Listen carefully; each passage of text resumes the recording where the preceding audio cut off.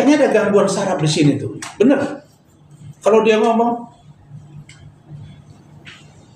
coba perhatiin. Terus kalau dia jalan,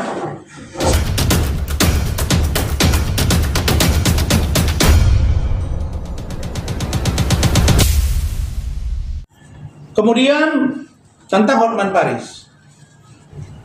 Kau itu saya perhatikan sekarang, dalam seminggu, kalau kau tidak posting tentang seorang Rasman, kayaknya kau nggak sehat. Ini orang kayaknya mimpi nih kalau nggak ketemu, kalau nggak bahas saya sekali seminggu minimal. Posting. Kau posting, saya pasti posting. Kau kejar, kau dekat. Karena aku ada takut sama kau. Dan saya sudah hampir yakin, berdasarkan fakta persidangan antara kau dengan saya di depan majelis hakim. Apa kau tidak malu? Hotman, kau ngomong di situ. Itu tidak ada, tapi kalaupun ada itu kan suka sama suka. Emang orang bodoh apa? Jadi saya yakin bahwa perbuatanmu itu ada. Ditambah dengan keterangan wartawan juga kemarin mengatakan memang benar iklim hakim tidak dalam tekanan. Ditambah lagi keterangan-keterangan dari yang lain di situ. Sedangkan saksi Muajahana Pertiwi dengan Miki Yanto kewalahan menjawab, ada yang bilang nengok di Pacific Place, ada yang bilang nengok dalam mobil, ada yang bilang kau sedang di Bali.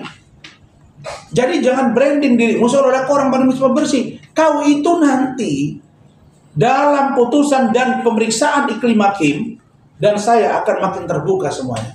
Masyarakat Indonesia perlu tahu bahwa ketika debat dengan saya di depan majelis hakim, Hotman itu nggak bisa jawab. Ketika dia tersudut, dia bilang, iya kalaupun itu terjadi suka sama suka. Bagaimana cerita orang pacaran? Ditanya, tidak pacaran. Terus hubungan khusus. Terus kalau hubungan khusus, terus ada BAP yang mengatakan buah dadanya keras, tidak seperti aslinya. Dari mana dia tahu itu? Saya ada waktunya untuk berbicara itu. Jadi kau, Hotman, sudah mulai kau lemah. Kelihatan di kasus kau yang di Pengadilan Negeri Jakarta Utara, mulai kau geser ke urusan di Mabes Polri. Mabes Polri saya sudah diperiksa. Buktikan saja pasal 335-nya, 207, 217-nya. Ada nggak undang-undang yang mengatur tentang contempt of court? Tidak ada. Kalau 335, di situ ada ancaman kekerasan yang melakukan di tempat umum, bukan di ruang pengadilan. Yang kedua, ruang pengadilan itu apakah dalam on atau off? Jawabnya off. Kok ada kalimat saya katanya di situ, koruptor itu diedit. Yang saya bilang, penghakim-hakim juga banyak yang koruptor.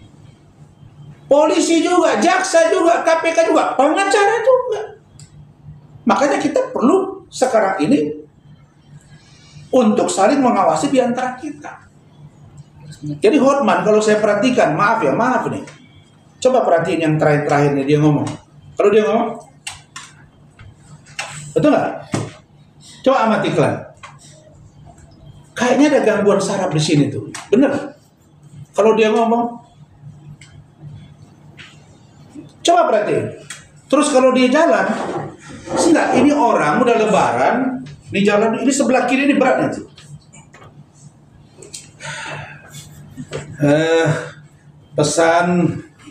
Pesan dari kediaman Hotman untuk ini, lari juga enggak, kok sesak napas ini orang gitu. Takut saya nanti masa bahas dibuat di postingan Instagram dia, bagaimana nasib klienmu kalau pengacaramu begini. Nah sekarang saya tanya, bagaimana nasib klienmu Hotman kalau kau sakit-sakitan, tiba-tiba kau nanti kolaps? Bagaimana nasibnya kalau udah sempat ada penerimaan uang dan lain sebagainya sebagai jasa kuasa hukum? Jadi kalau saya lihat ini orang sudah jelas dari tukang pergi ke clubbing jadi olahraga pagi. Masa dia nggak sadar-sadar ya? Maka saya baru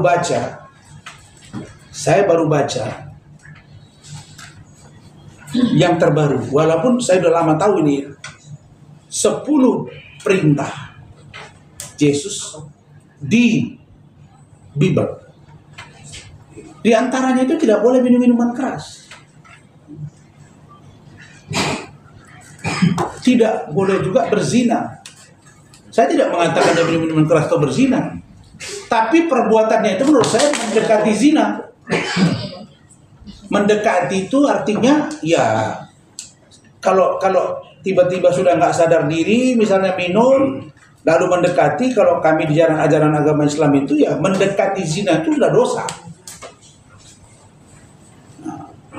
Orang kalau udah nggak sadar, biasanya kalau ketemu yang berbeda jenis dan lain sebagainya. Ada lagi mak-mak itu saya lihat kemarin debat sama dia.